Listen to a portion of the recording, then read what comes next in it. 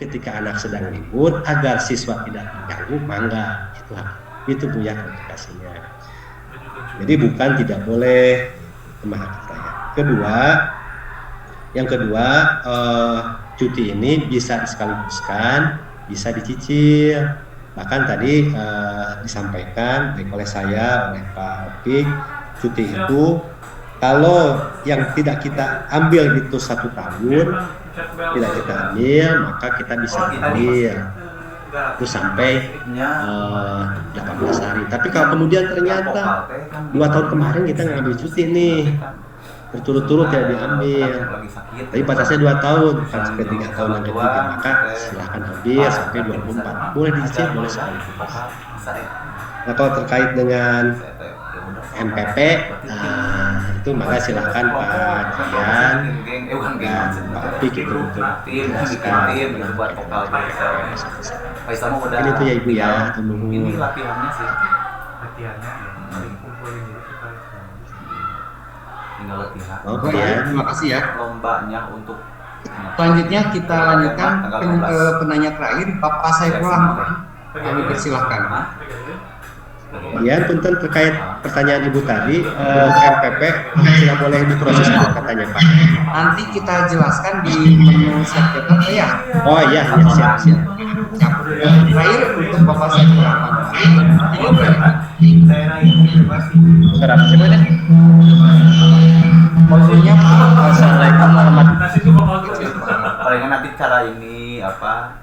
Kalau Pak bisa gak cina buat ngelatih pola lantai kalau itu Assalamualaikum warahmatullahi wabarakatuh. Kalau enggak gerakan Salam. Izin bertanya Pak, kan tadi dibahas tentang ya, kita mah harus selesai izin cuti apa ya? Yang jadi pertanyaannya kemana mengajukannya dan kan apa bila ada itu saja sih. itu mana orangnya jadi akan gitu mereka Nggak putus-putus Pak, tapi ketangkap sih maksudnya. Kalau ingin cuti mengajukan kemana gitu ya? mana kamu aja cuti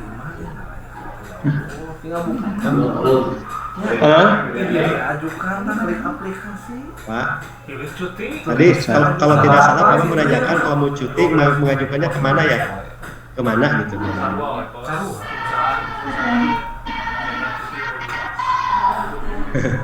bisa cuti gitu apa? Pacar Berarti Ini Pak Saiful Pak Jogja Ya.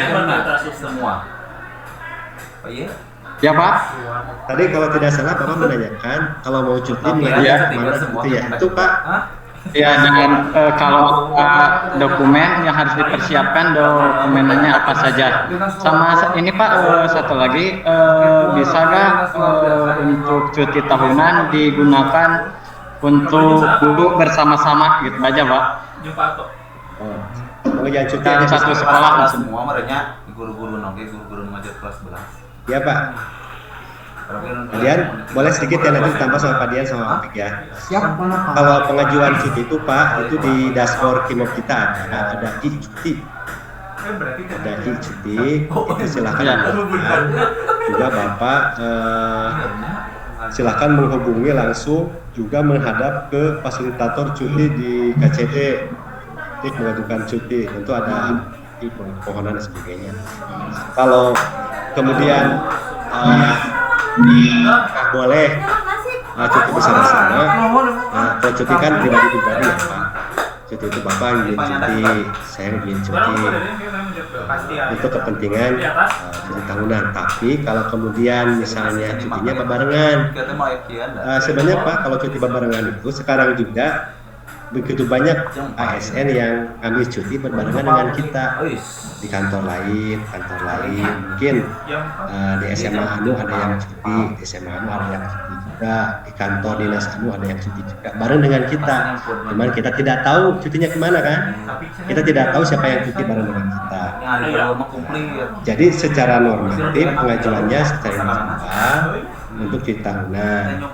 Bahwa kalau kemudian itu berbarengan Pak, jadi tidak ada cuti ASN, SMA tapi yang cuti itu kan Pak Sabrahman, Siti, Pak Ahmad. Kalau kemudian cuti berbarengan, tentu saja akan ada cuti yang berbarengan. Saya sengaja menjawab secara bertahap untuk menjelaskan ini. Jadi tidak cuti masalah satuan pendidikan, itu adalah masing-masing Pak. Tidak ada cuti. Cuti hak kita, 12 hari itu hak kita. Silakan ambil. Selama itu adalah hak kita dan tidak mengganggu kegiatan belajar. Tapi kalau kemudian semuanya cuti bareng, kebetulan bareng, Pak Anu cuti, Ibu Anu cuti, Pak Anu cuti, dan cutinya pada hari pembelajaran aktif mungkin itu harus dipertimbangkan karena cuti juga ada approve kan Pak, ada approve dari pimpinan. Kira-kira di-approve nggak nih kalau pada saat-saat belajar. Tapi ketika cutinya ternyata Pak A, Pak B, Pak C, Pak D, Pak D, sampai Pak E misalnya, sampai Pak H, Pak G, Pak Z, akhir meminta cuti, misalnya kebetulan itu satu kantor, pada saat siswa kebetulan juga sedang berlibur, maka itu nanti pertimbangannya di pimpinan Pak, apakah di-approve. Kalau misalnya tentu saja kebijakannya ada di pimpinan, kira-kira mengganggu sekolah itu Pak, silakan aja diajukan cuti kalau memang kita tapi itu tentu saja individual. Saya tadi mengatakan tentu saja ketika Bapak ngambil cuti di tempat lain juga ada orang yang ngambil cuti, mungkin lebih dari 100 ASN. Kalau kita detek yang ngambil cuti mungkin yang berbarengan dengan kepentingan masing-masing. Tapi kalau satu kantor mungkin secara individual kita punya, tapi ada kebijakan dari pimpinan. Apakah itu boleh atau tidak? Karena kalau sekolah kosong misalnya, sekolah kosong daya sasaha dari mulai kepala sekolah sampai semua tidak ada, apalagi di hari kerja, tentu ini akan mengganggu kepada layanan kepada siswa. Kan poinnya Pak, semua fasilitas ini dalam filosofi kita sebagai ASN kan pada akhirnya kita harus menjaga mutu layanan kepada siswa. Nah, seluruh aktivitas ini, hak kita ini tidak boleh mengganggu layanan, tidak boleh mengganggu layanan. Mungkin Pak Dian bisa nambah sama Pak Taufik. Selanjutnya Pak Taufik menambahkan terkait dengan teknis cuti dan keduanya kaitannya dengan cuti yang harus diambil mendadak karena alasan penting. Takutnya tadi dari SLB Handayani gimana nih, berarti apa dong gitu ya. Teknisnya malah Pak Taufik tambahkan. Baik, terima kasih Pak Dian. Oke, untuk semua jenis cuti itu opsinya adalah dibagi berdasarkan waktu atau kebutuhan berapa lamanya. Jadi di aturannya itu ketika melakukan semua jenis cuti yang sudah dijelaskan sama Pak, cuti ya, itu kalau memang kurang dari 14 hari itu pengajuannya sampai ke Dinas Pendidikan Jawa Barat. Tetapi begitu menginjak hari ke-15, lebih dari 14 hari itu pengajuan cutinya sampaikan ke DKP. Untuk saat ini memang terkendala dengan mungkin harus eviden dokumen pelaporannya yang harus ahli itu. Misalnya saja untuk kit itu memang harus dokternya yang disampaikan baik ke TIK atau maupun ke BKD. Jadi ada beberapa seperti misal yang terjadi mengalami sakit begitu. Ketika mengalami sakit, jangan khawatir Bapak Ibu, tatkala di hari satu atau keduanya itu alfa. Karena yang namanya sakit kita tidak ada yang tahu waktunya datang. Gitu ya. Ketika misal pagi-pagi sempat absen, sempat di mall, siangnya mengalami siang atau memang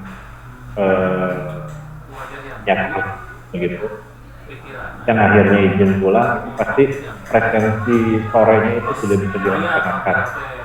Nah justru selama ini terkendala dengan banyaknya para pegawai yang meminta bantuan diabsenkan oleh atasan. Gitu. Sedangkan untuk sakit saja kan itu sudah ada wadahnya. Gitu. Jadi saya mohon sekali lagi minta diabsenkan oleh atasnya, karena nanti begitu direkap evidennya, mohon maaf kami merasa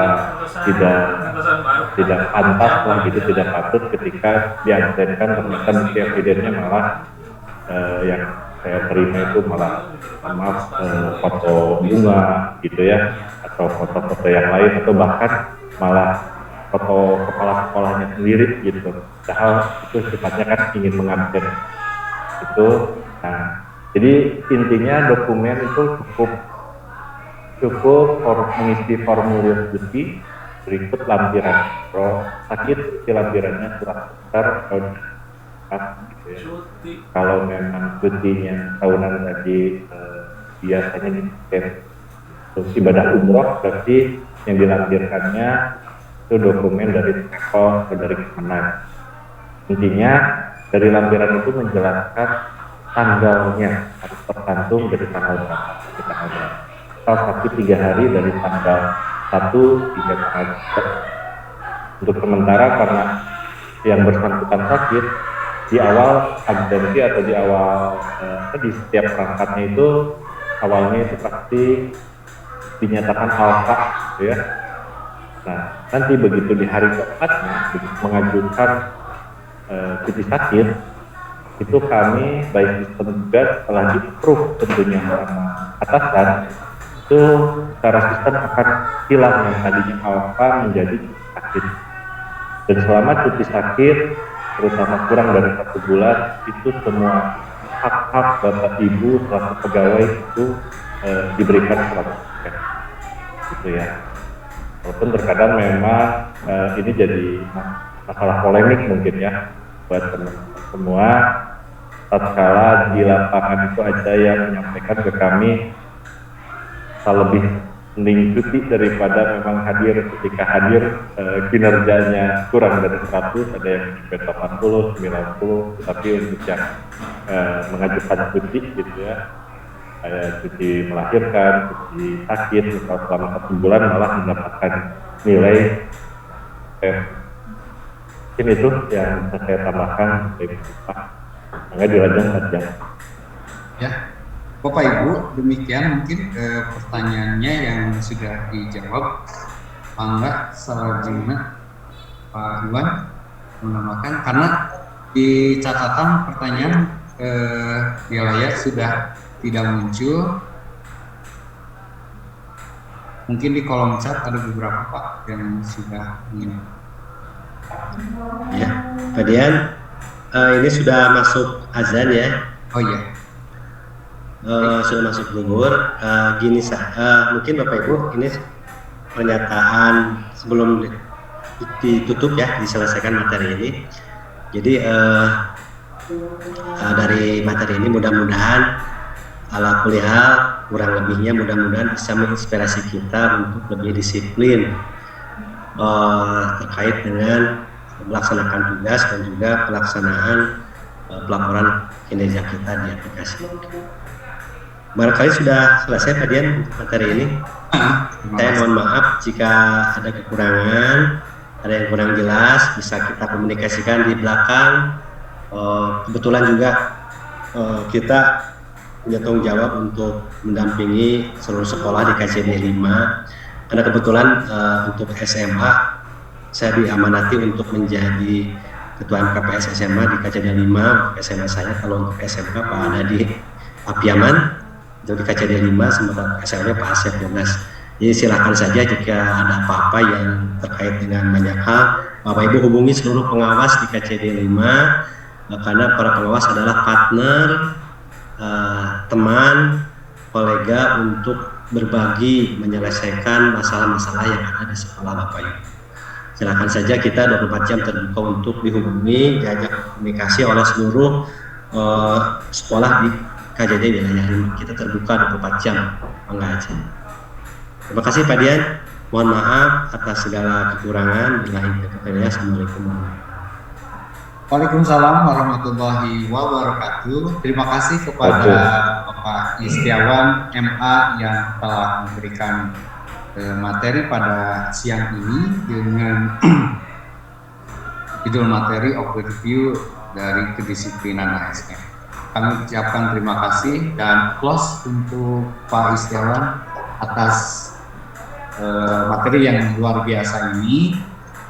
Dan Bapak Ibu sekalian, kita sudah masuk waktu istirahat yang menunjukkan pukul 11.38 dan nantinya kita break dulu, istirahat, sholat dan makan, dan kita akan masuk lagi pada pukul 13 dan kita akan melanjutkan di materi yang kedua tentang aplikasi TRK dan KAMOK dan dilanjutkan dengan materi siap jabat dan kita akan selesai pada pukul 16.00. Itu mangga Bapak Ibu kita akhiri saja, kita break dulu untuk acara siang ini.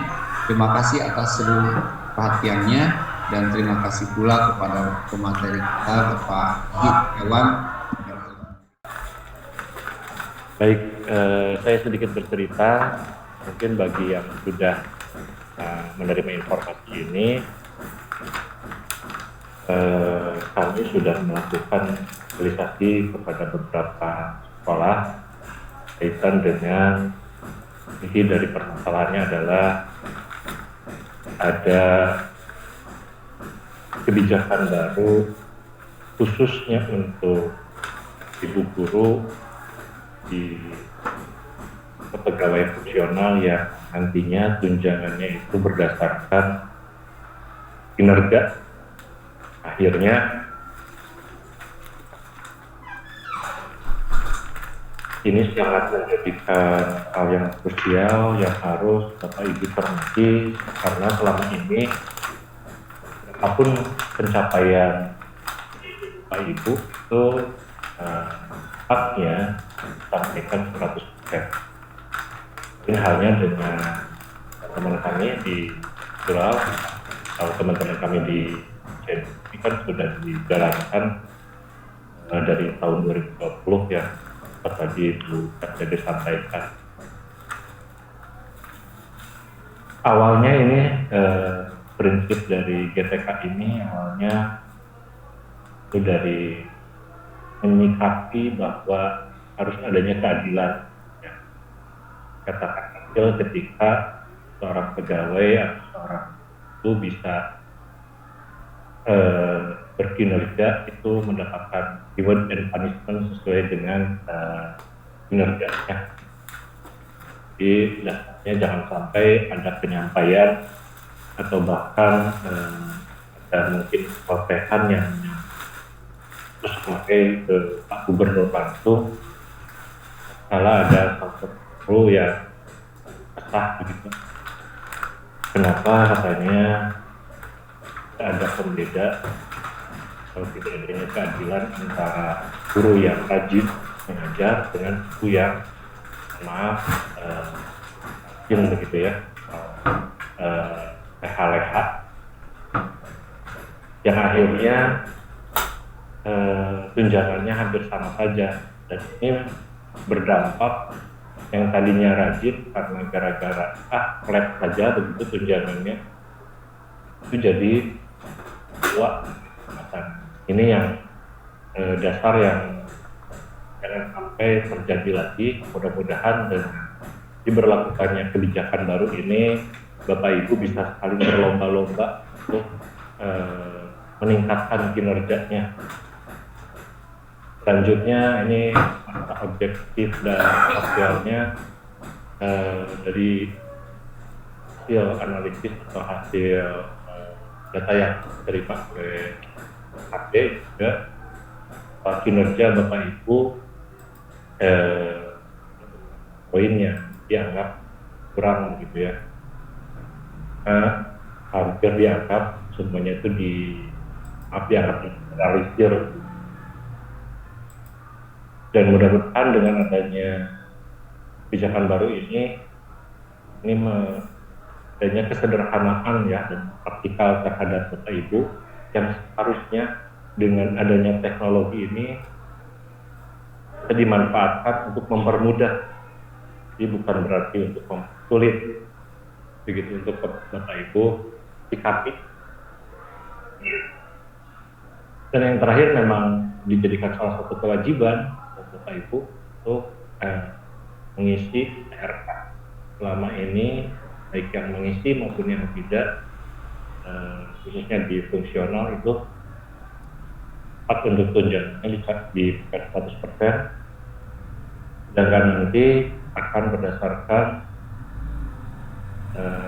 pencapaian kinerjanya, persentasenya berapa dikalikan total tunjangannya.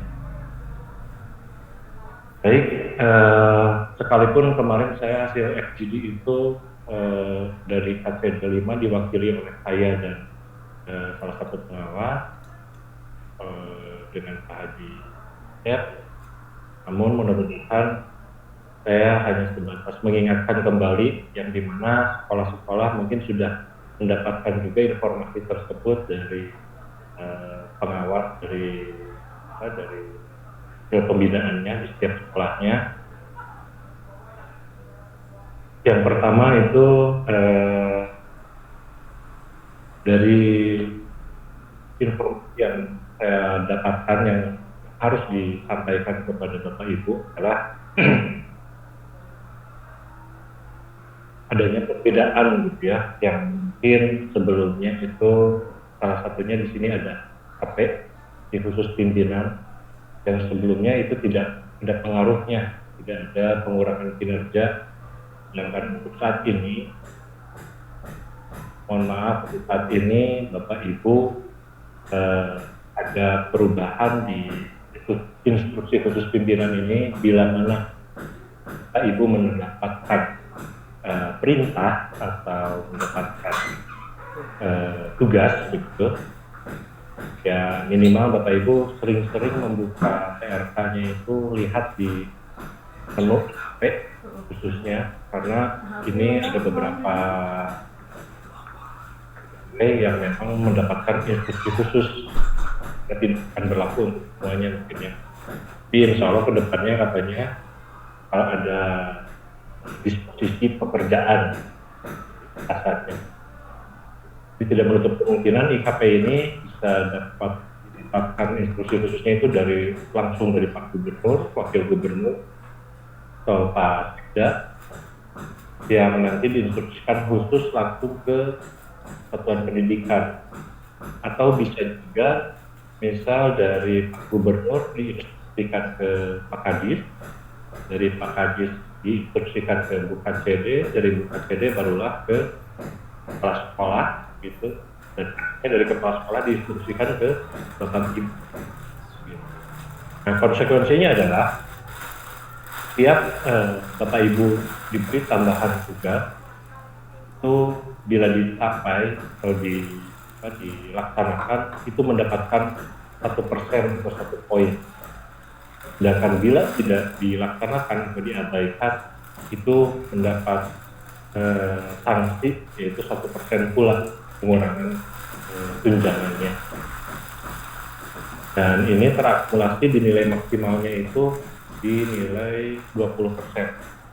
Ketika ada kebijakan lebih dari 20 perintah atau 20 item, itu tetap yang dihitungnya itu maksimal di 20%. Misal Bapak Ibu mendapatkan tugas 25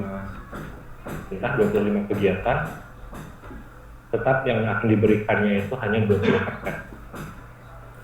Ya, ketika Bapak Ibu tidak mengindahkan perintahnya, melaksanakan kegiatannya sebanyak 25 kegiatan, tetap yang akan dipotong maksimalnya 20. Ini mohon jadi salah satu perhatian Bapak Ibu untuk bisa melaksanakan, terutama kursi khusus pimpinan ini biasanya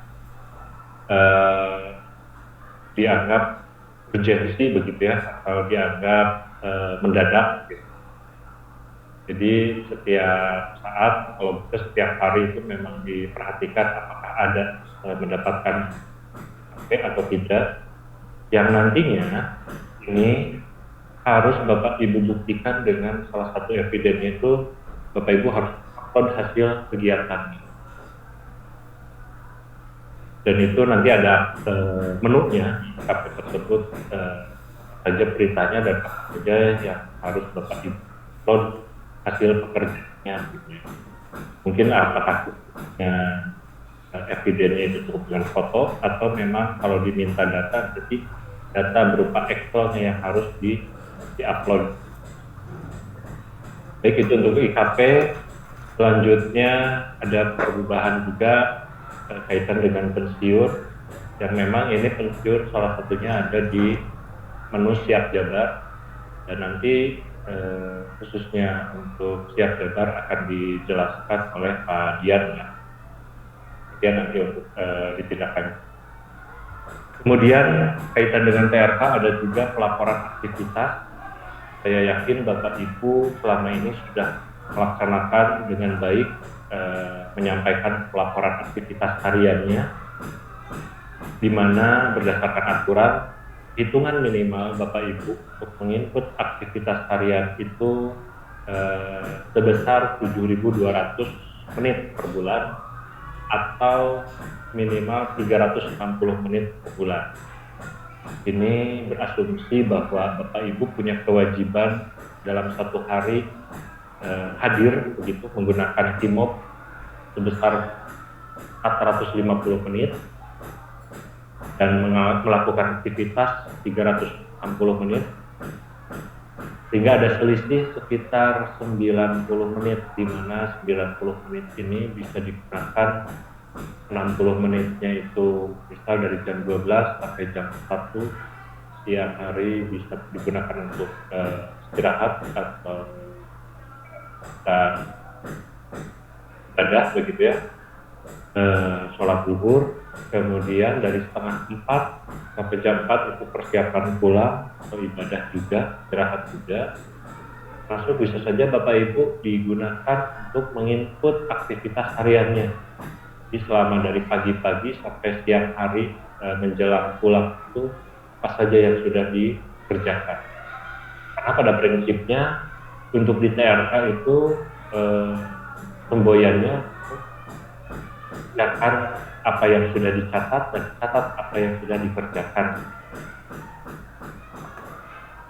Selanjutnya ada juga beberapa perubahan kaitan dengan mutasi ya, dan ini mutasi salah satunya menu di siap jabar juga. Ini nanti ranahnya Pak Dian akan menjelaskan dengan menu yang ada di siap jabar. Adapun untuk cuti pegawai itu nanti di Kimob. Saya akan coba jelaskan ulang, walaupun tadi mungkin sudah disampaikan ya dengan jelas sama Pak Korwas, Pak Iwan sudah menjelaskan kaitan dengan beberapa jenis cuti ya, ada jenis. Di sini ya, perubahannya yang dulunya mungkin diberikan 100% untuk cuti lebih dari 1 bulan, saat ini ada perubahan kebijakan menjalankan cuti lebih dari 1 bulan atau 28 hari, itu bulan berikutnya akan mendapatkan tunjangan hanya sebesar 50%. Jadi di bulan pertama itu tetap akan diberikan 100%. Dan yang terakhir ini ada perubahan kaitan dengan aktivitas negatif, di mana aktivitas negatif sebelumnya itu tidak ada potongan yang besar begitu ya. Kalau dulu itu hanya 3%, kalau sekarang ini bisa hampir 5%, dan ini kalau diakumulasikan ke nilai rupiahnya hasilnya itu lumayan cukup besar begitu kekurangannya ya. Dan dari pengalaman kami juga ini rata-rata untuk aktivitas negatif di TRK itu dikarenakan seorang validator atau koordinator itu sampai lupa memvalidasi memvalidasi hasil inputan IKI gitu, bawahannya.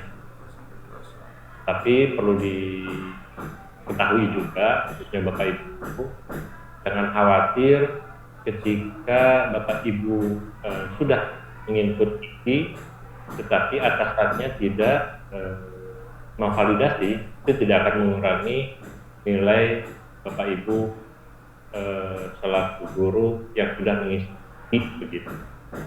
Ini berdampak hanya khusus buat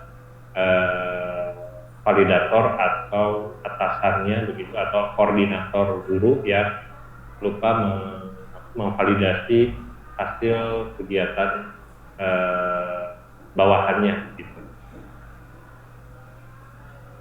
Baik, ada beberapa informasi yang harus saya sampaikan juga kaitan dengan TRK. Kebetulan saya selaku fasilitator TRK di Cabang Dinas Pendidikan Wilayah 5, banyak yang berkeluh kesah mungkin, atau ada juga yang menyampaikan kendala-kendala, termasuk mungkin saran dan informasinya yang kaitan dengan IT-nya. Mungkin saya akan teruskan ke tim IT di BKD, karena ini produknya BKD untuk TRK itu.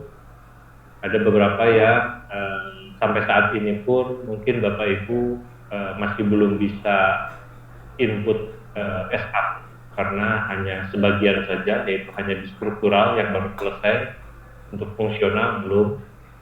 Saya akan memberikan informasi sebelumnya, tinggal mempersiapkan diri saja Bapak Ibu. Mungkin di akhir bulan atau di bulan depan kita akan serentak menginput SKP. Bedanya adalah yang dulunya SKP itu tidak sempat tahun kemarin itu 2 kali mengisi mungkin Bapak Ibu, karena ada 2 kebijakan atau 2 aturan. Untuk hari ini, untuk tahun ini, Bapak Ibu cukup menginput 1 kali selama 1 tahun, untuk 1 tahun begitu ya, merencanakan 1 tahun. Dan saya harap juga Bapak Ibu tidak lagi menanyakan berapa jumlah atau berapa nilai akhir di SKP yang akan dicetak di tahun sekarang. Karena untuk tahun sekarang Bapak Ibu tidak akan muncul hasil cetakannya nilainya berupa angka begitu, yang 90, yang 95 dan seterusnya. Bapak Ibu yang saya hormati, tolong perhatikan skema tersebut begitu. Ini ada beberapa item yang harus Bapak Ibu cermati untuk anggap ini tips and triknya begitu, untuk mendapatkan nilai kinerja yang baik. Ya, harapan kami itu Bapak Ibu bisa mencapai hingga 100%. Karena ini nanti berujungnya juga ada di selain sebagai prestasi mungkin di tiap pegawai, ini juga di setiap bulannya kita uji cobakan. Mulai bulan ini sampai ke depannya nanti ada yang disebut IOTM, Employee of the Month, di setiap wilayah. Sama ya, kami di sini di KPD 5 nanti akan menentukan siapa yang akan jadi pegawai terbaik atau guru terbaik begitu ya. Yang biasanya sebelumnya yang namanya IOTF itu hanya dilakukan di tingkat provinsi, artinya pegawai seluruh Jawa Barat. Bahkan sangat jarang sekali di KPD pendidikan untuk mendapatkan UMTM. Yang mungkin ada juga yang kemudiannya, ada yang pernah. Jadi selama ini kan hanya seringnya gitu yang menerima IOTM itu dari OPD yang lain gitu.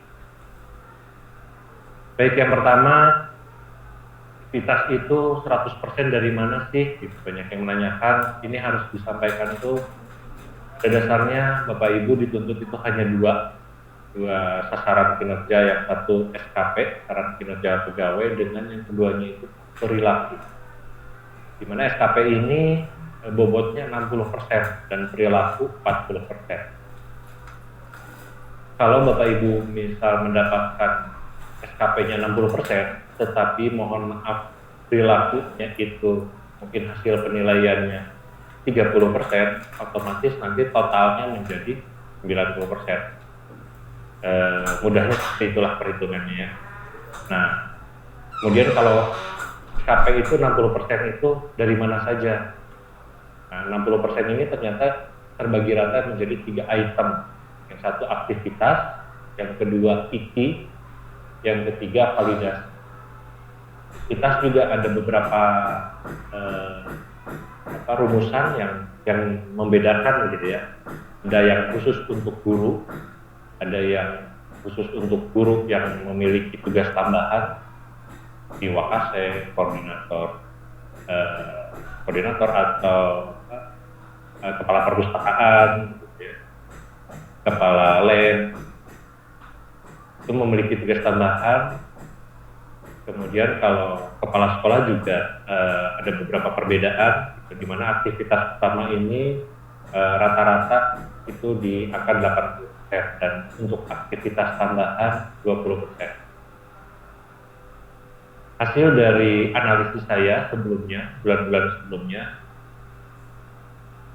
ada beberapa guru yang nilainya mungkin dianggap rendah begitu, karena ternyata ketidakpahaman atau ketidaktahuan bobot tersebut, di mana begitu saya analisis malah terbalik gitu ya, terlalu banyak mengerjakan aktivitas tambahan sedangkan aktivitas utamanya itu sedikit, sehingga kalau diakumulasikan, dijumlahkan, itu nanti nilai aktivitasnya itu jadi malah kurang dari 20%. Misal untuk aktivitas utama seorang guru itu mengajar 1 jam pelajaran saja itu hampir sama dengan 4 kegiatan selaku Wakasek ya.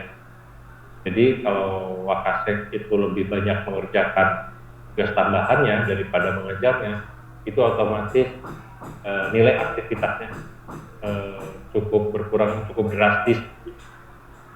Dan begitu saya berharap Bapak Ibu yang memiliki tugas tambahan itu dijadikan catatan jangan sampai terbalik, lebih banyak tugas tambahannya daripada tugas utamanya. Sekalipun memang kenyataan di lapangan atau kenyataan realisasinya di sekolah itu Bapak Ibu memang lebih banyak tugas tambahannya. Saya paham betul setelah berkunjung ke sekolah-sekolah dengan berbagai aktivitas, berbagai tugasnya, itu memang sangat banyak tugas tambahannya. Tetapi khususnya untuk mencapai kinerja nilai kinerja tersebut, saya berharap Bapak Ibu menginputnya itu lebih banyak aktivitas utamanya gitu ya, daripada aktivitas tambahannya. Dan selanjutnya ini yang lebih urgennya lagi kaitan dengan IKI yang nomor 2. Selama ini saya rekap hampir seluruh pegawai, terutama mayoritas ya, mungkin saya tidak bisa dicantumkan satu persatu karena menurut saya ini tidak baik juga kalau mengumbar aib begitu ya. IKI ini banyak yang tidak melaksanakan atau tidak melaporkan. Itu silakan dievaluasi masing-masing. Yang jelas berdasarkan pengalaman kami gitu, yang terutama yang teman-teman di struktural, hanya sekedar tidak melaksanakan IKI saja itu hilangnya di total itu bisa hampir 30-40%. Jadi hanya melaksanakan aktivitas, kemudian validasi, review 360, kemudian kuesioner tanpa melakukan IKI, itu nilai maksimalnya paling mencapainya hanya di kisaran 60-70%. Jadi gara-gara IKI tidak di-input, itu hilangnya bisa cukup besar. Sehingga kalau dikalikan dengan total tunjangan itu ya berkurangnya besar juga gitu. Udah mah Bapak Ibu tunjangannya memang cukup ya, cukup kecil gitu ya, mohon maaf, memang segitu-segitunya. Tetapi kalau dibandingkan dengan tunjangan sebelumnya ya ketika belum pengelolaan ke provinsi, mungkin ya saat ini dengan kisaran nominal 1,7 juta itu menurut saya ya patut disyukuri gitu. Nah, antisipasinya adalah mohon Bapak Ibu mulai hari ini, bahkan mulai hari kemarin, silahkan menginput IKI, di mana IKI tersebut ini bobotnya cukup besar. Ini untuk IKI itu, sedangkan Bapak Ibu guru di IKI itu hanya dua kegiatan, dan ini hanya 1 bulan sekali di inputnya, mulai dari tanggal 1 sampai tanggal 3 kesempatan untuk input Bapak Ibu menginput IKI. Untuk sementara bagi yang memang selama ini kendalanya Pak Abdi akan ngadama video pembelajaran, mungkin Bapak Ibu pernah punya atau pernah dulu waktu di zaman COVID itu membuat video pembelajaran untuk sementara mangga itu digunakan lagi. Kita cobakan inputkan di bulan kan di bulan 10 ya. Kalau di IKI itu tidak ada nama bulannya, bulan ke-1 sampai bulan ke-12. Silahkan inputkan di bulan 11 dan di bulan 10, bulan sekarang dan bulan yang lalu. Itu minimal ya yang di-inputnya. Jadi kalau memang masih ada waktu silahkan mau di-input dari bulan ke-1 juga, itu lebih baik lagi. Cuman yang untuk perhitungan itu di bulan berjalan, artinya yang diwajibkan yang dihitung itu hanya di bulan 11 sekarang saja.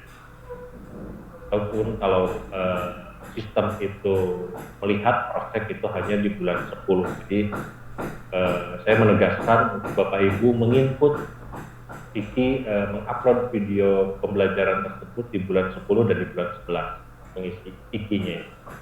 Kemudian untuk hasil pemecahan masalah bukan berarti setiap bulannya harus cari masalah ya, Bapak Ibu ya.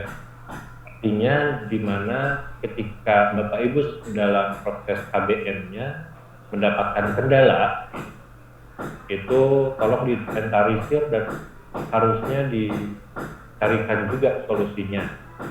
Kalau ketika ingin Bapak Ibu melaksanakan KBM, ternyata ada kondisi di mana harus menggunakan alat peraga, sehingga itu di sana dianggap itu salah satu masalah dan solusinya memang diperlukanlah alat peraga. Atau di kondisi yang lain, misal ternyata siswa itu kehadirannya berkurang begitu. Ini sehingga dianggap kurang efektif penyampaiannya ketika siswa itu tidak hadir 100%. Sehingga nanti solusinya berarti ada penekanan lagi untuk kehadiran siswa dan lain sebagainya. Saya yakin Bapak Ibu untuk metode pembelajaran dan lain sebagainya itu bisa menentukan kira-kira masalah apa yang yang muncul begitu selama 1 bulan ini, dan dimohon juga untuk memberikan solusinya. Mungkin untuk hasil pemecahan masalah ini cukup dibuatkan 2 atau 3 halaman menggunakan Word gitu. Lebih baiknya lagi ada covernya, itu dibagus-bagusin lah, seperti halnya membuat makalah, tidak perlu seperti membuat skripsi ya Ibu ya.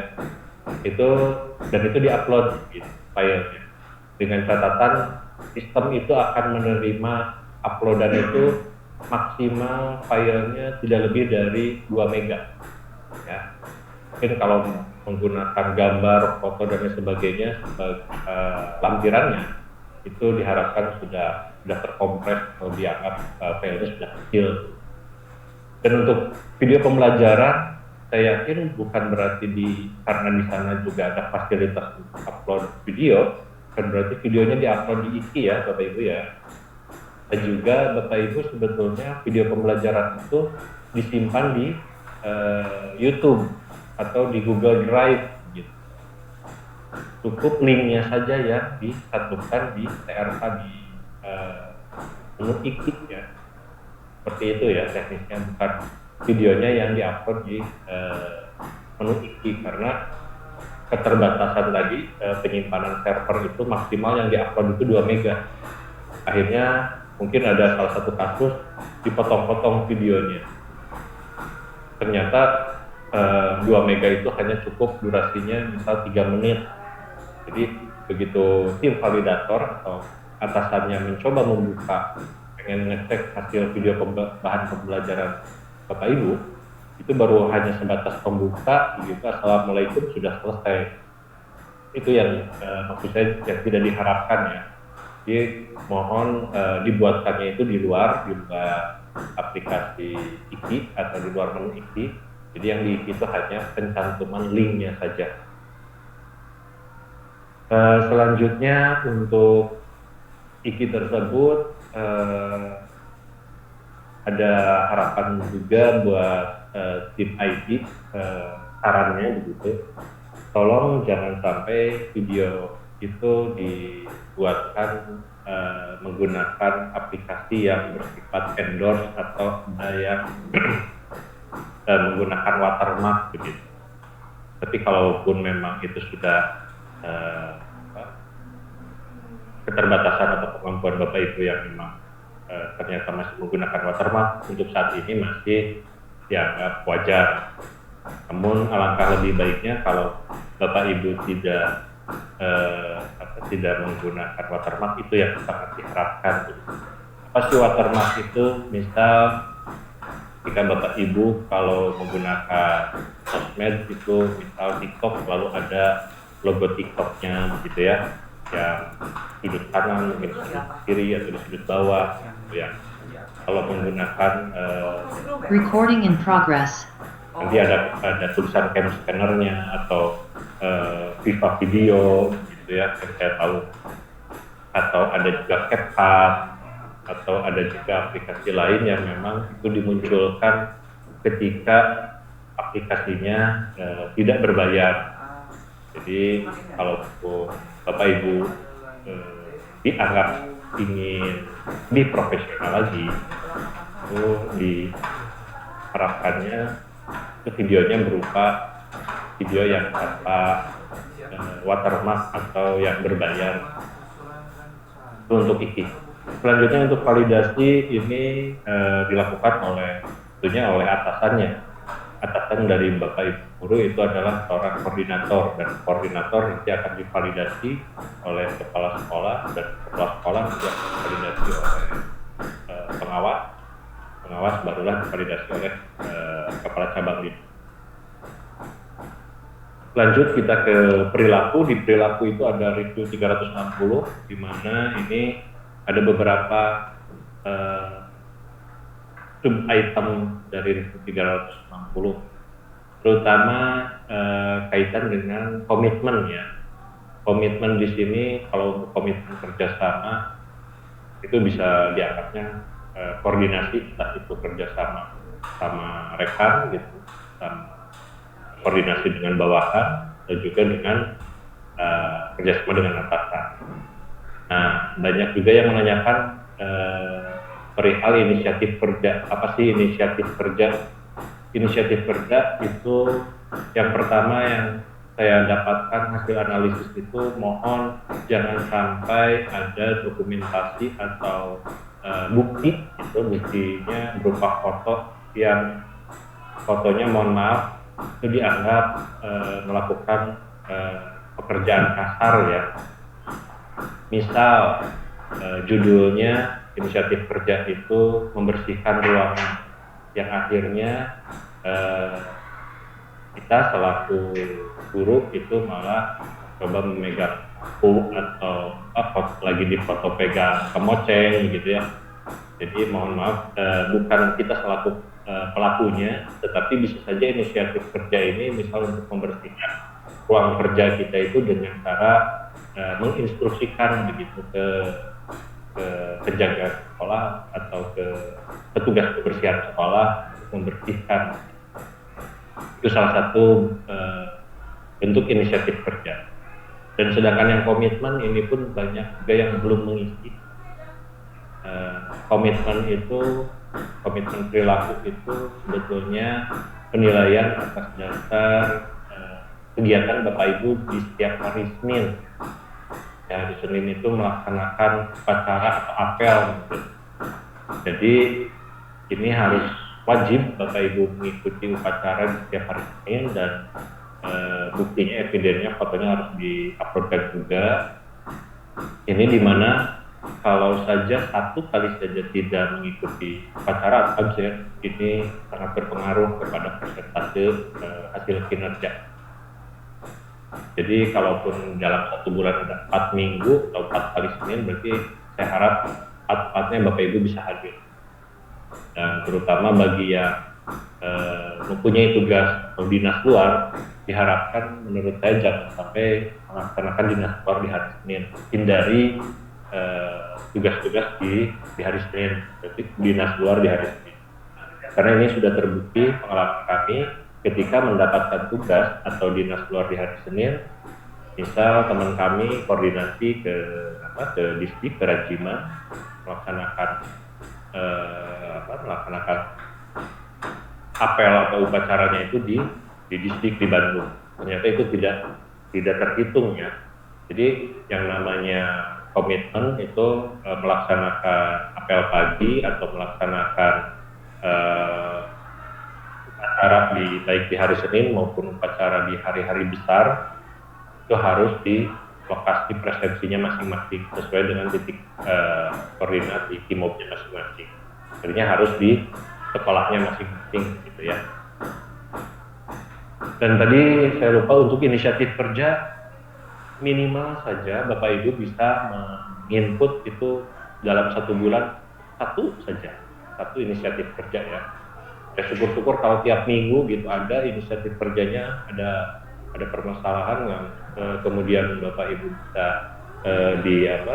dianalisis dan mempunyai solusinya, itu dianggap inisiatif kerja itu setiap minggu, berarti hampir setiap bulan bisa mendapatkan 4-5 inisiatif kerja. Sedangkan yang dibutuhkan secara sistem inisiatif kerja itu cukup satu. Baik, yang selanjutnya ada juga kuesioner kinerja. Kuesioner kinerja ini mah tinggal menjawab beberapa pertanyaan ya yang ada di aplikasi. Kalian ada beberapa perubahan, mungkin bahkan hampir tiap bulannya selalu ada perubahan kaitan dengan pertanyaan-pertanyaan yang terus direvisi oleh tim IT di BKD gitu. Yang salah satunya untuk guru itu nanti akan dinilai bawahannya itu oleh siswa ya, di mana ini sudah dibuatkan aplikasi baru yang disebut Sigesit. Nanti siswa-siswi Bapak Ibu akan menilai kinerja Bapak Ibu berdasarkan aplikasi yang tersedia yaitu Sigesit. Memang untuk hari ini saja aplikasi Sigesit belum berjalan dengan sempurna, tapi mari kita sama-sama berkoordinasi, sama-sama bekerja sama untuk menyelesaikan permasalahan-permasalahan baik secara sistem maupun secara kebijakan ya, untuk memperkuat nilai-nilai dari kinerja yang dicapai oleh Bapak. Baik, itu secara garis besarnya hal apa saja yang harus Bapak Ibu perhatikan. Ini saya mencantumkan hanya 5 item saja yang harus Bapak Ibu perhatikan dalam setiap bulannya begitu. Jangan sampai nanti di awal bulan Desember kenapa tunjangan saya tidak diterima lagi 100%, maka mungkin sekarang jadi bulan Desember berkurang, yang tadinya 1,7 kenapa sekarang jadi 1,5. Itu bukan diartikan bahwa Bapak Ibu dipotong ya, tapi karena ini kebijakan baru itu berdasarkan aktivitas kinerja masing-masing gitu ya. Baik, untuk di Sigesit itu nanti ada yang bisa ditunjuk selaku fasilitator, di mana fasilitator sekolah itu 1 orang saja. Ini khususnya membantu saya untuk mempermudah koordinasi permasalahan yang ada di satuan pendidikan masing-masing, mohon disampaikan ke kami, ke KCD, yang apabila memang bisa diselesaikan tingkat cabang dinas, artinya bisa diselesaikan oleh kami secara lokal di sini, akan segera mungkin saya akan menyelesaikannya. Tetapi kalau kaitan dengan IT dan kebijakan, mungkin akan saya teruskan kembali ke distrik, segera ditindaklanjuti begitu ya. Dan ini menu tampilan TRK untuk seorang fasilitator, atau tampilan dari salah satu bentuk tampilan dari kepala sekolah, mana hanya ada di tampilan TRK kepala sekolah yang menentukan siapa sih yang atau yang cocok dijadikan fasilitator. Intinya sih menurut persyaratan seorang fasilitator itu ya bisa mengoperasikan atau ahli di bidang minimal di bidang IT begitu ya. Yang keduanya juga bisa bekerja lebih banyak waktu begitu untuk memfasilitasi semua pegawai di satuan pendidikannya masing-masing. Dan nanti di tampilan kepala sekolah akan dimunculkan NIP dan namanya termasuk jabatan pangkatnya. Kemudian nanti di aksinya ini tinggal dipilih kira-kira siapa yang akan dijadikan fasilitator. Dan saya harap di setiap satuan pendidikan begitu by system sudah ditentukan sebagai fasilitator, itu dibuatkan juga pada Bapak Ibu kepala sekolah, tolong buatkan SK yang bersangkutan selaku fasilitator sekolah ya. Ini salah satu contoh pelaporan aktivitas harian Bapak Ibu, di mana selama ini saya mendapatkan informasi atau saya menganalisis juga hasil dari inputan Bapak Ibu. Ternyata hampir mayoritas di input itu di akhir pekan atau di weekend gitu. Saya harap mulai hari ini silahkan kerjakan per harinya, karena untuk pelaporan aktivitas TRK itu bisa dibuka dimulai dari jam 2:30 setiap harinya ya. Dan efektifnya itu 2:30 sampai jam 8. Menurut saya kalau kita cicil per hari ini dianggapnya mungkin dianggap enteng begitu, hanya berapa menit, hanya 5 menit sudah selesai karena foto sudah tersedia. Beberapa aktivitas yang kita kerjakan juga mungkin masih ingat dari pagi tadi mengerjakan apa hingga siang, kemudian menjelang pulang juga. Menurut saya kalau perharinya dicantumkan di input itu tidak menjadi suatu permasalahan. Lain halnya saya mendapati ketika Bapak Ibu menginput TRK ini, aktivitas harian ini, bahkan di akhir pekan atau di weekend, sehingga membingungkan, bahkan sempat banyak yang lupa ketika dikerjakan di hari Jumat atau hari Sabtu. Hari Senin tadi ngapain aja gitu, ngerjain apa saja, itu banyak yang lupa gitu. Karena secara sistem memang ini masih diberikan kesempatan dalam 1 minggu. Jadi kalau sekarang hari Rabu itu masih bisa mengerjakan kegiatan hari Selasa atau hari Senin minggu kemarin di setiap bulannya ya. Kalau di bulan berikutnya, kalau di bulan berjalan masih bisa, tapi kalau di bulan sebelumnya sudah tidak bisa ya. Misal sekarang tanggal 2 mengerjakan hari Selasa tanggal 31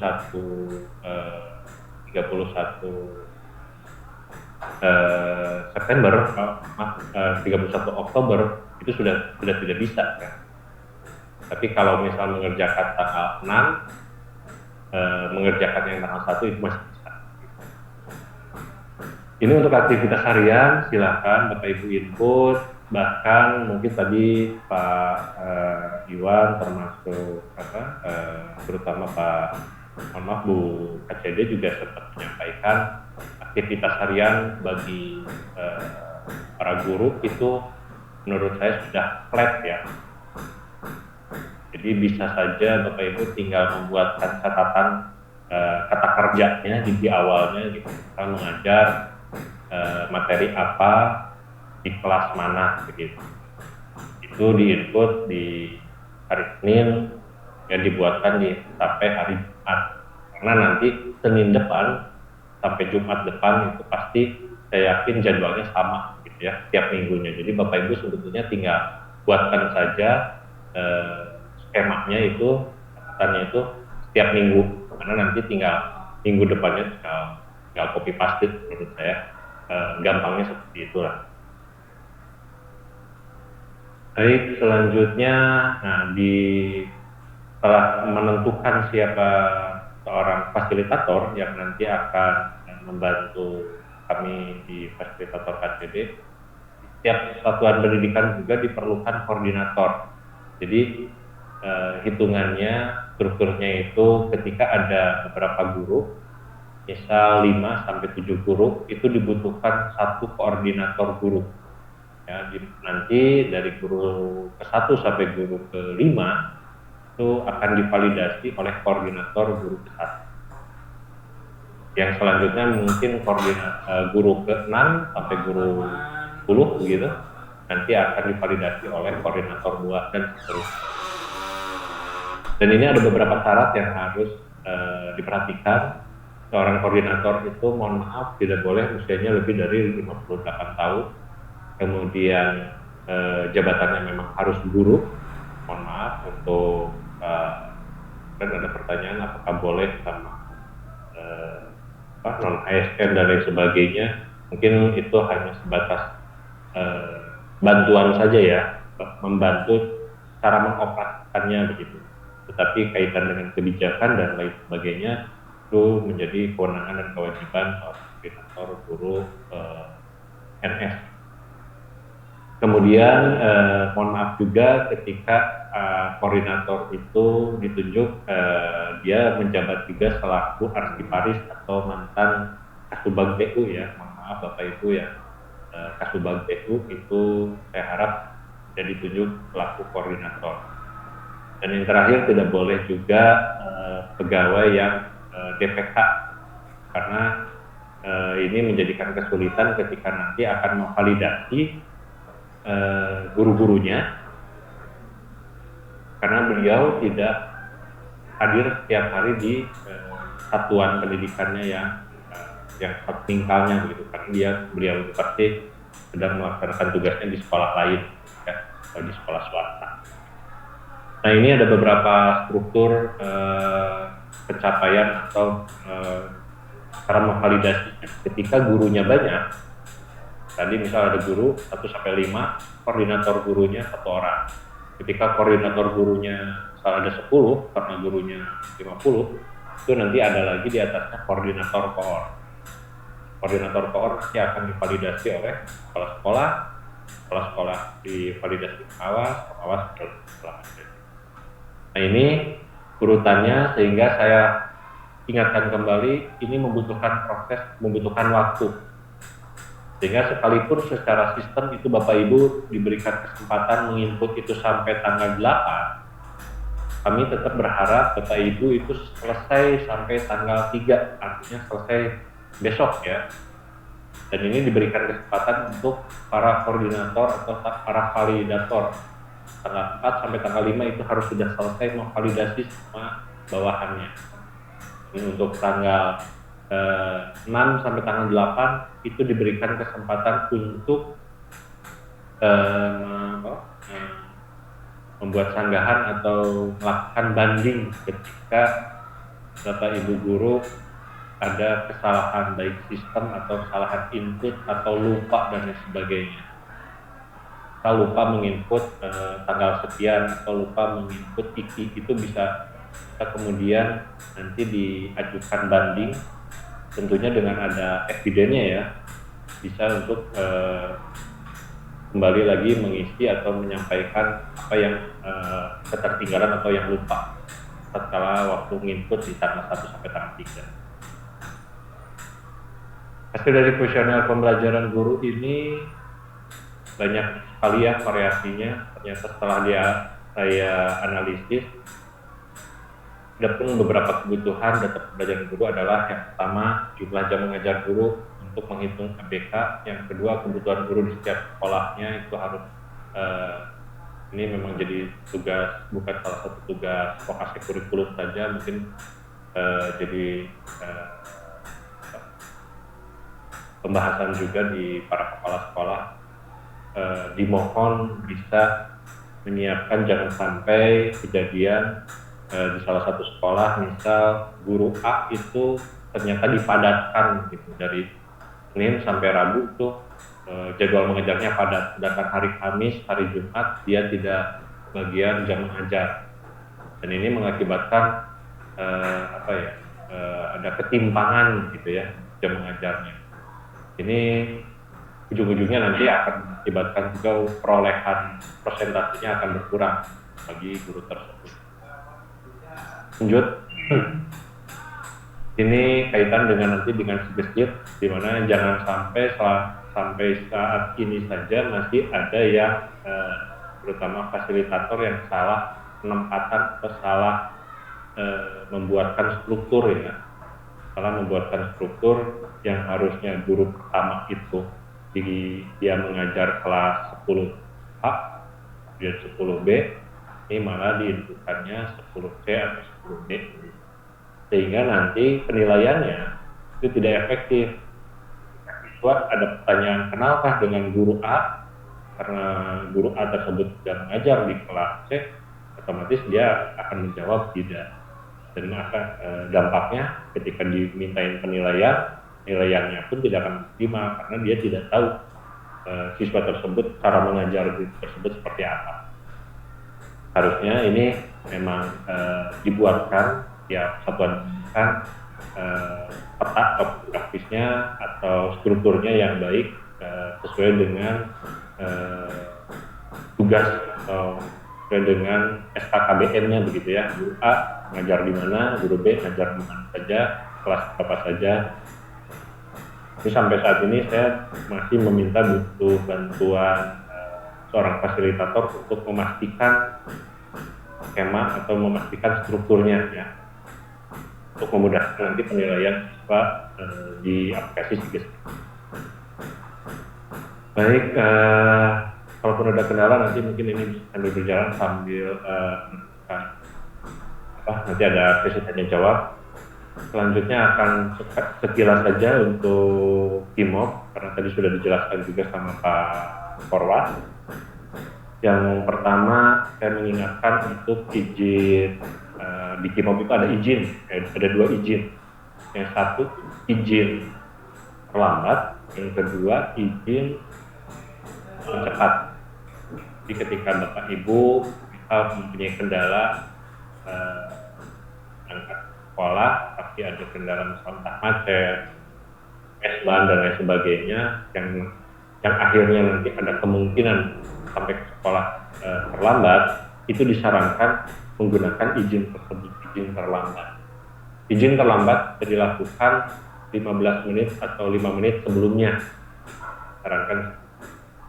Dan izin terlambatnya diberikan haknya itu paling lama 90 menit dari jam masuk. Jadi kalau Bapak Ibu skema jam masuknya setengah 8, maka maksimalnya itu di jam 9 ya. Tapi kalau skema jam masuknya jam 7, berarti jam setengah 9 maksimal izin terlambat.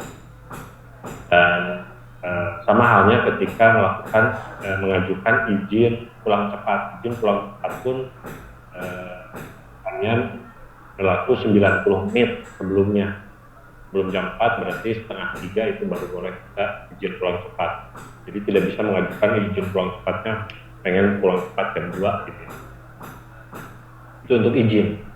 Sedangkan untuk cuti atau sebelumnya mohon maaf untuk dinas luar tadi ada Pak Kepala sempat menanyakan, saya pagi-pagi hadir di sekolah, tiba-tiba ada tugas begitu harus keluar sekolah, begitu ada tugas dadakan.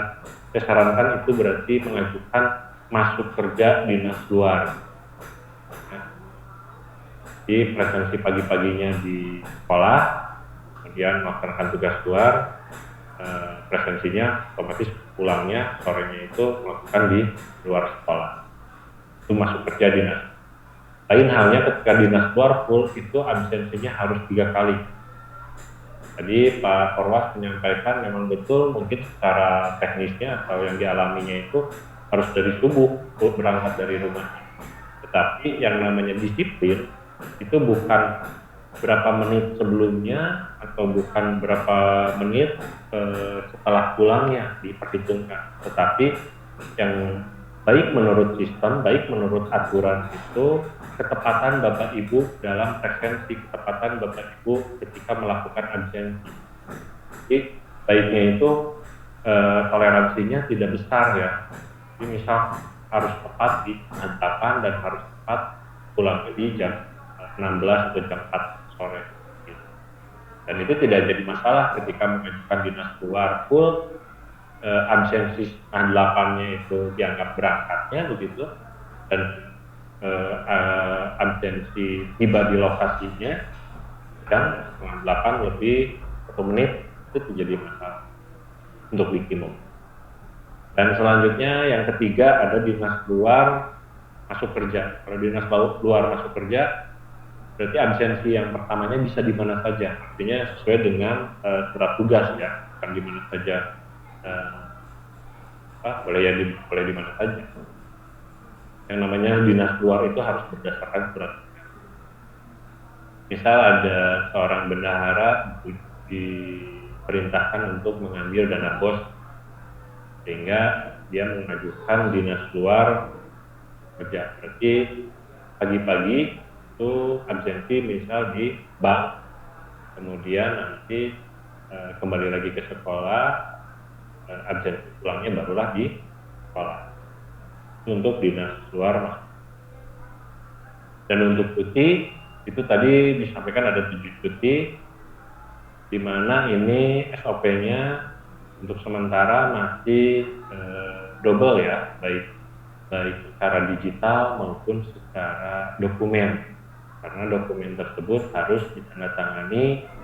Kalau memang kurang dari 14 hari itu harus ditandatangani oleh kami dari kepala cabang, dan surat keterangan atau rekomendasi juga dari kepala dinas pendidikan provinsi. Kalau lebih dari 14 hari ditujukannya ke BKD, kalau kurang dari 14 hari itu ditujukannya ke dinas pendidikan. Tadi sempat disampaikan juga kan untuk sakitnya itu, sakit itu paling lama itu 1,5 tahun, karena lebih dari 1,5 tahun itu harus mengajukan ke tim pemeriksa kesehatan di Bandung ya, yang ditunjuk oleh BKD, rumah sakit yang ditentukan. Itu rumah sakit di Bandung, termasuk dokternya pun sudah ditentukan, dan hasil nanti dari dokternya apakah setelah 1,5 tahun itu di pensiun dinikan atau dan sebagainya, itu kebijakan dari rumah sakit yang bersama. Nah, tadi sempat ada yang menanyakan ketika kalau sakit akhirnya tidak terburu mengajukan, itu tidak jadi masalah asal masih dalam bulan berjalan. Misal sakit, mohon maaf, ini bukan direncanakan, misal sakit hari ini misal sakit tanggal 2, baru mengajukan tanggal 20, itu untuk sementara di kimobnya masih dianggap alfa.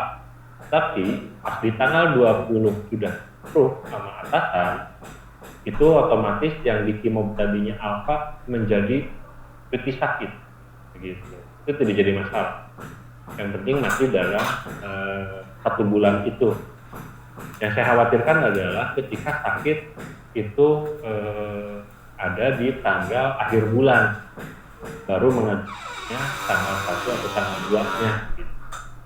Itu karena setiap tanggal 1 kami akan merekap pencapaian Bapak Ibu kehadiran di bulan sebelumnya, dari tanggal 1 bulan Oktober hingga tanggal 31 Oktober itu ada berapa kali alfa, ada berapa menit keterlambatannya, PAP-nya ada berapa menit.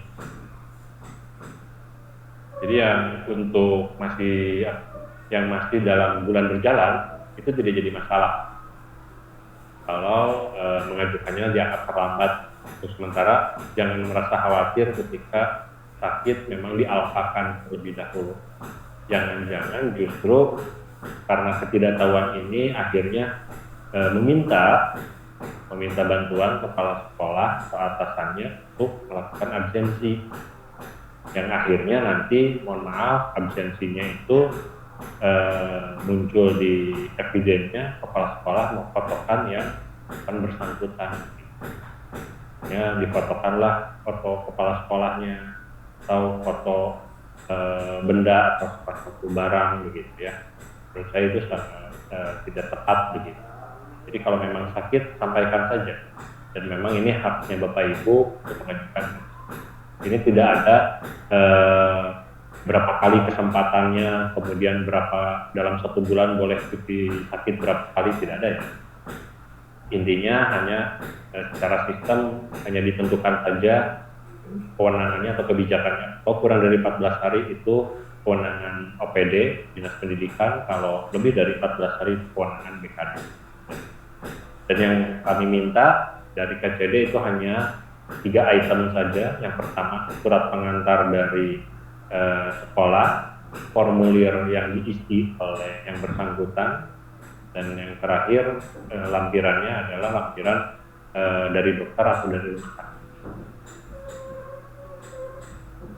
Selanjutnya selain cuti sakit tadi cuti melahirkan sudah disampaikan ya, 3 bulan itu misal tanggal 1 Oktober hingga tanggal 1 Januari berarti kan, Oktober, November, Desember, berarti hanya sampai Desember. Jadi tanggal 2 Januarinya itu harus sudah masuk lagi gitu ya, yang bagi mengusulkan cuti melahirkan. Dan yang perlu diingat, untuk melahirkan di sini dicantumkan anak pertama, kedua, dan ketiga. Hanya 3 kali mengajukan cuti melahirkan. Dengan catatan ini anak pertama itu anak pertama ketika mengajukan, bukan anak pertama yang ada di kartu keluarga. Misal seorang P3K itu sebelum diangkat P3K itu dia sudah punya anak 1, tetapi untuk tahun sekarang dia mengajukan cuti melahirkan. Cuti melahirkan di kakak itu dijadikan anak kedua, tapi untuk pengajuan cuti melahirkannya itu dianggap cuti melahirkan anak pertama. Itu ya. Dan untuk alasan penting tadi juga sempat dibahas, ini mangga untuk keperluan Bapak Ibu ketika melangsungkan ada keluarga tercinta melakukan pernikahan, ada yang meninggal dunia, ada yang sakit, ada yang mendampingi persalinan istri, dan lain sebagainya. Ini mangga mengajukan cuti alasan penting. Soalnya selama ini apapun alasannya, yang saya tahu hanya sebatas melaporkan kepala sekolah yang ujung-ujungnya minta diabsenkan oleh kepala sekolah. Ini sangat tidak tepat, dan ini sebetulnya sudah ada wadahnya atau kesempatannya, yaitu dengan salah satunya mengajukan cuti alasan penting. Kalaupun memang pada saat itu dianggap alfa, nanti ketika ini diproses itu yang tadinya alfa akan menjadi cuti gitu ya di KIMOB. Untuk cuti besar ini untuk digunakan untuk melakukan ibadah haji itu dan sebagainya. Kemudian untuk PLTN ini hanya jarang juga yang mengajukan, karena ini untuk izin menemani suami atau istri ke melaksanakan keluar negeri atau berobat atau mendampingi suami istri ke luar negeri, biasanya menggunakan PLTN. Ini selain syaratnya banyak, ini pun ajuannya pun harus 6 bulan sebelumnya ya, belum kapan mau mengajukan cutinya gitu, baik PMT, PLTN-nya. Ini salah satu formulirnya. Maaf, ini tampilannya agak sedikit berubah ya. Dan saya yakini di setiap satuan pendidikan sudah saya sampaikan melalui grup kepegawaian, melalui grup para arsip saya yakin sudah memiliki nama format format cutinya. Itu tinggal dicantumkan saja. Bila memang terkendala dengan jarak, itu bisa di-scan kemudian disampaikan ke kami melalui kami membuat link namanya bit.ly /Baraya 5-nya menggunakan ya. bit.ly Baraya 5. Untuk sementara seperti itu Pak Dian, terima kasih. Saya cukup menyampaikan apa informasi. Intinya mari kita bekerja sama bahu-membahu, baik secara sistem maupun dukungan dari Bapak Ibu semua untuk mensukseskan inputan TRK ini, sehingga di bulan depan Bapak Ibu bisa mencapai targetan hingga 100%. Amin. Untuk selanjutnya gimana? Mau ada tanya jawab Pak Dian? Baik Bapak Ibu sekalian, demikian materi yang kedua ini tentang aplikasi Siapa, TRK, dan Kamuk. Baik Bapak Ibu yang akan mengajukan pertanyaan, silakan di layar lambaikan tangan, raise hand.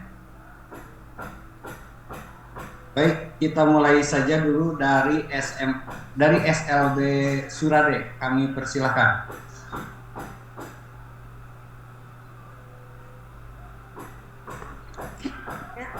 Bismillahirrahmanirrahim. Assalamualaikum warahmatullahi wabarakatuh. Waalaikumsalam warahmatullahi wabarakatuh. Ya, saya ingin bertanya Pak Taufik, kan tadi untuk pengajuan cuti sudah bisa di Kimob ya. Tapi saya tadi coba-coba buka Kimob, tidak ada menu cuti. Sehingga apakah harus update atau memang hanya ada di fasilitator di KCD? Kemudian untuk saya pribadi kan tadi untuk penilaian Kimob masih untuk penilaian komite itu masih belum bisa. Jadi Wakaseknya belum tercantum di SLBN Surade, jadi mohon solusinya. Itu, terima kasih. Assalamualaikum warahmatullahi wabarakatuh. Assalamualaikum. Langsung dijawab saja Pak Taufik tentang. Baik, terima kasih Ibu. Alhamdulillah bisa kumpul ya di Surade ya. Baik, yang pertama mohon maaf karena kebijakan yang baru itu untuk pengajuan cuti sudah tidak bisa dilakukan oleh perangkat atau handphone masing-masing ya. Yang mungkin pada zaman dulu itu masih bisa mengajukan cuti, itu sakit, jadi alasan penting. Ini terkendala karena berdasarkan pengalaman ada yang mohon maaf, ada yang mungkin salah klik begitu ya, salah huruf gitu. Akhirnya banyak yang menyampaikan, Pak saya kok tidak bisa absen. Begitu saya periksa, ternyata Bapak kan mengajukan cuti begitu. Kok tidak mengajukan cuti, oh berarti ini mencet begitu ya. Akhirnya ini berarti harus ada filter mungkin bagi tim IT.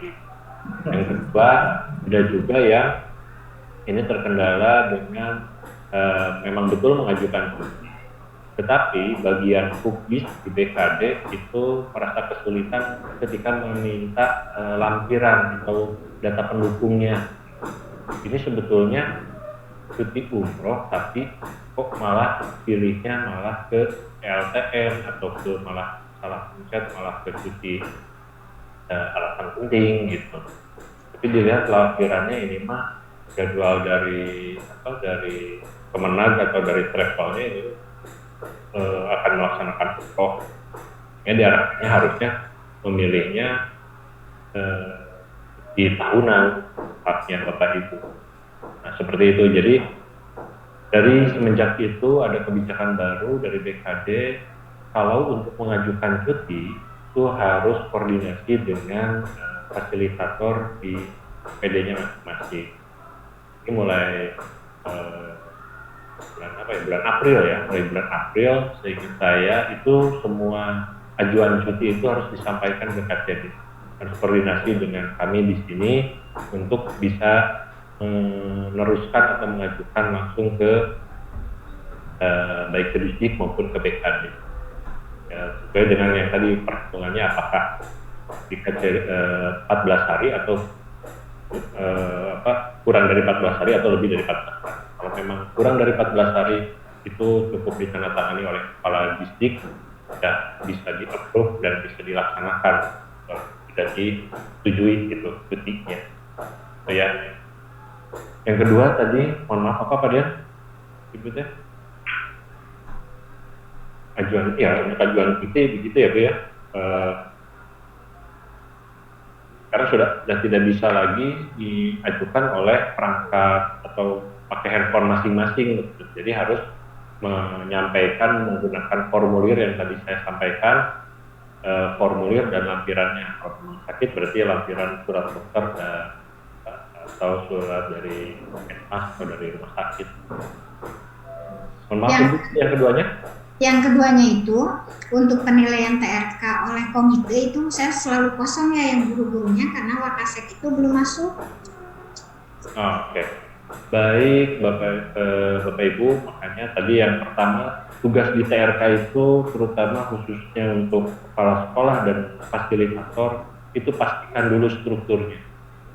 Ya, kalau perlu dibuatkan di luar aplikasi ya, karena di TRK sendiri juga sebetulnya sudah bisa dilihat struktur organisasinya seperti apa. Jadi kepala sekolah ke bawahnya itu nanti yang menjadi koordinator pertamanya siapa, yang jadi koordinator kedua siapa, dan seterusnya. Masuk koordinator 1 itu dia membawahi berapa guru, ada 5 guru, terus 1 siapa, 2 dan seterusnya. Itu. Sedangkan untuk pelaksanaannya si Gesit memberikan penilaian baik siswa maupun komite, saya mohon maaf menyampaikan dari tim IT